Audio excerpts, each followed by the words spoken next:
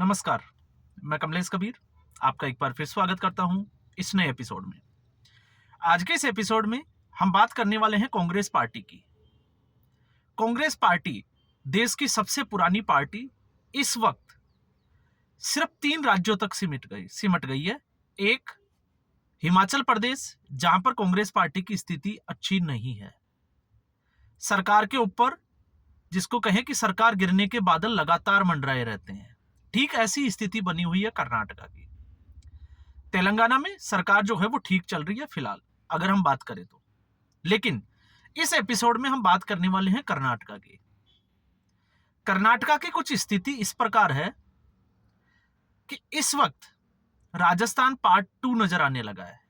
अब जब मैं राजस्थान पार्ट 2 की बात करता हूं तो आपको पता होगा जिस तरीके से अशोक गहलोत और सचिन पायलट के बीच में एक डील फाइनल हुई थी और राहुल गांधी ने 2.5 साल के मुख्यमंत्री का एक फॉर्मूला तैयार किया था 2018 में विधानसभा चुनाव में कांग्रेस पार्टी की जीत के बाद।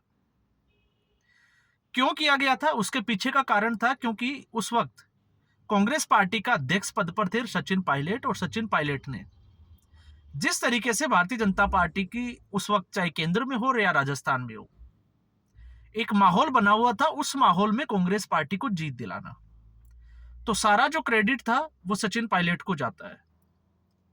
लेकिन जब मुख्यमंत्री बनने की बारी आई तो अशोक गहलोत उसमें बाजी मार गए।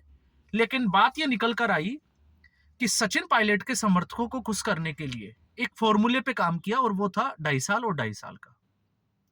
जब 2.5 साल पूरे हुए तो सचिन पायलट को मुख्यमंत्री नहीं बनाया गया, वो डिप्टी सीएम थे तब तक, और फिर उन्होंने डिप्टी सीएम से भी इस्तीफा दे दिया और उसके बाद में अपनी ही सरकार के खिलाफ एक नया मोर्चा खोल दिया। और उस मोर्चे के बाद में हमने मानेसर कांड भी देखा। तो इसलिए मैंने कहा कि ठीक ऐसी ही स्थिति जो है वो कर्नाटका में बनी हुई है, क्योंकि कर्नाटका में कांग्रेस पार्टी जिस तरीके से सत्ता में आई उसके पीछे की कहानी है डीके शिव कुमार के आसपास घूमती हुई नजर आती है। डीके शिव कुमार कर्नाटका की राजनीति में, और वो भी कांग्रेस पार्टी की राजनीति में, एक बड़ा चेहरा। और कांग्रेस पार्टी में आज भी जब रिसोर्सेज की बात आती है या बिजनेसमैन से अच्छा संबंध होकर फंड इकट्ठा करने की बात आती है, तो फिर 3 ही नेताओं के नाम जो है वो सबसे ऊपर आते हैं। एक डीके शिव कुमार, अशोक गहलोत और कमलनाथ, जो मध्य प्रदेश के मुख्यमंत्री भी रहे। तो ऐसी स्थिति में डीके शिव कुमार को आपको पता भी होगा, राहुल गांधी की जो यात्रा थी, भारत जोड़ो यात्रा, उसमें भी अथाह पैसा बहाया गया था। तो जब कांग्रेस पार्टी की सरकार बनी तो कांग्रेस पार्टी की सरकार बनने के बाद में सबको लग रहा था कि डीके शिव कुमार मुख्यमंत्री होंगे। और उसके पीछे की कहानी यह भी है, जिस तरीके से हम राजस्थान से तुलना करते हैं ठीक वैसे ही कर्नाटका में बोकालिंगा जो समुदाय था, जिसके समर्थन की वजह से ही आपको पता होगा भारतीय जनता पार्टी की इससे पहले सरकार बनी थी। उस वोकालिंगा समुदाय ने समर्थन किया डीके शिव कुमार का। तो ऐसी स्थिति में जब मैं राजस्थान से तुलना करता हूं तो फिर आप देखिएगा, जो राजस्थान का पूर्वी हिस्सा है, पूर्वी और दक्षिणी हिस्सा, उस हिस्सा जो है वो पूरा बेल्ट सचिन पायलट के साथ खड़ा नजर आता है। लेकिन जब सचिन पायलट को मुख्यमंत्री नहीं बनाया गया तो अगले चुनाव में, जब विधानसभा के चुनाव हुए 2023 के अंत में, तो फिर यहां पर जो है वो सीटों का हाल अगर आप देखोगे तो यहां पर कांग्रेस पार्टी बुरी तरीके से पिछड़ती हुई नजर आई। कारण क्या था? सचिन पायलट का किसी के साथ जो है वो कोई दुश्मनी नहीं, सब मुख्यमंत्री के रूप में देखना चाहते थे, सचिन पायलट के समर्थक थे। लेकिन कांग्रेस पार्टी और अशोक गहलोत को सबक सिखाना चाहते थे। अब ऐसी स्थिति में जब हम सिद्धारमैया के साथ इसको जोड़ के देखते हैं तो मुख्यमंत्री बनाया गया सिद्धारमैया को। सिद्धारमैया की विधायकों में अच्छी पकड़ है। तो ऐसी स्थिति में खबर यह आई थी कर्नाटका से कि यहां पर भी जो है वो उसी फॉर्मूले को फॉलो किया गया है कि 2.5 साल के लिए मुख्यमंत्री सिद्धारमैया होंगे और फिर उसके बाद में 2.5 साल के लिए डीके शिव कुमार। तो अब ऐसी स्थिति में सिद्धारमैया के जो शासन के 2.5 साल है वो लगभग जो है वो पूरे होने को आए, थोड़ा सा समय अब बचा है। तो क्या ऐसी स्थिति में डीके शिव कुमार के 15 से 20 दिन पहले का एक ट्वीट, जिसमें वो साउथ में जो है वो कुंभ में आपने देखा होगा नाके, और फिर उसके बाद में जो है वो हाथ जोड़कर एक फोटो डाली है और फिर उसके बाद में कुछ लिखा है, और लिखा क्या है की साइड जो नहीं मिला वो प्रार्थना से मिल जाए। तो लोग जो है वो उसको मुख्यमंत्री की कुर्सी के साथ ही जोड़कर देख रहे हैं। अब ऐसी स्थिति में सिद्धारमैया, अगर हम उनकी बात करें तो आप देखिए अशोक गहलोत और उसके साथ कैसे समानताएं निकल के आती है। सिद्धारमैया के ऊपर जो है वो मुड्डा, मैसूर जो डेवलपमेंट अथॉरिटी थी उसकी तरफ से कुछ प्लाटों की हेरफेर में, जो कि उनकी पत्नी के नाम थे, उसके ऊपर भ्रष्टाचार के चार्जेस लगे थे। उनकी जांच हुई और लोकपाल ने अभी जो है वो रिपोर्ट सौंपी है। तो ये सिटिंग चीफ मिनिस्टर होते हुए जिनके खिलाफ जो है वो भ्रष्टाचार की जांच चल रही है वो सिद्धारमैया है।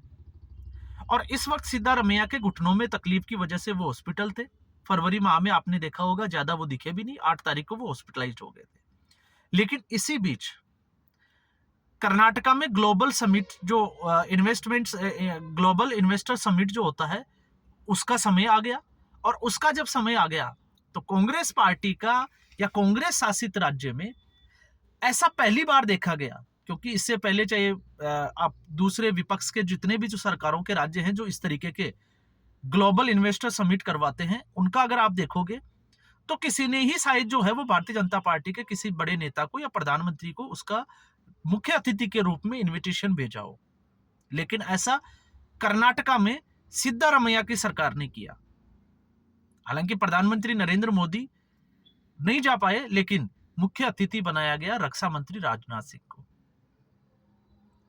और उसमें जिस समिट की हम बात कर रहे हैं, सिद्धारमैया व्हीलचेयर पे पहुंचे, डीके शिव कुमार वो प्रोटोकॉल के तहत वो भी थे। लेकिन कांग्रेस पार्टी के बड़े नेता हाईकमान की अगर हम बात करें तो ना मल्लिकार्जुन खड़गे नजर आए, ना प्रियंका गांधी वाड्रा नजर आई और ना ही राहुल गांधी नजर आए।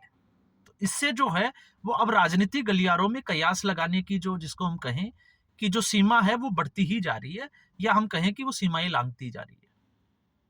अब कयास ये लगाए जा रहे हैं कि सिद्धारमैया ने ऐसा क्यों किया। तो जब हम बात राजनीति की करते हैं तो फिर इसका मतलब भी जो है वो राजनीतिक तरीके से ही निकलता है। और राजनीतिक तरीका क्या है, अब इसमें जो है वो कयास ये लगाए जा रहे हैं कि सिद्धारमैया ने हाईकमान को यह मैसेज देने की कोशिश की गई है कि अगर सिद्धारमैया की कुर्सी खतरे में आती है तो सिद्धारमैया के पास में और भी ऑप्शन खुले हुए हैं। अब आप समझ गए होंगे किस ऑप्शन की मैं बात कर रहा हूं। और राजनाथ सिंह ने चुटकियों में जो उनका स्पीच था उसमें कह भी दिया था कि रास्ते में आने वाली बाधाओं से अपने पैरों को बचाकर रखे।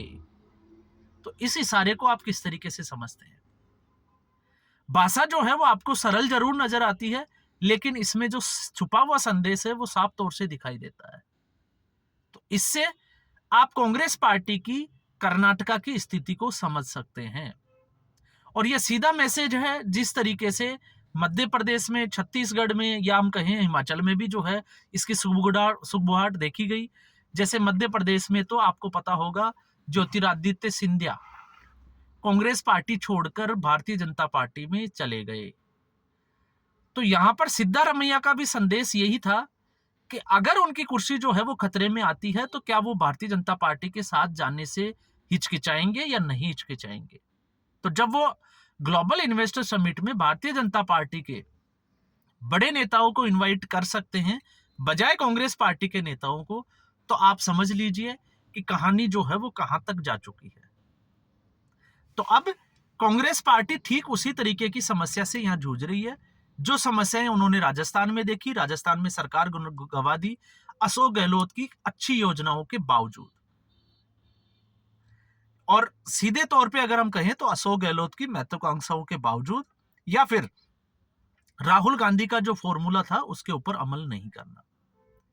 मध्य प्रदेश में ज्योतिरादित्य सिंधिया की जो महत्वाकांक्षाएं थी उनको नजरअंदाज किया गया, कमलनाथ को मुख्यमंत्री बनाया गया, सरकार चली, लेकिन कुछ दिनों के बाद में ही कुछ एमएलएओं के साथ ज्योतिरादित्य सिंधिया भारतीय जनता पार्टी में चले गए।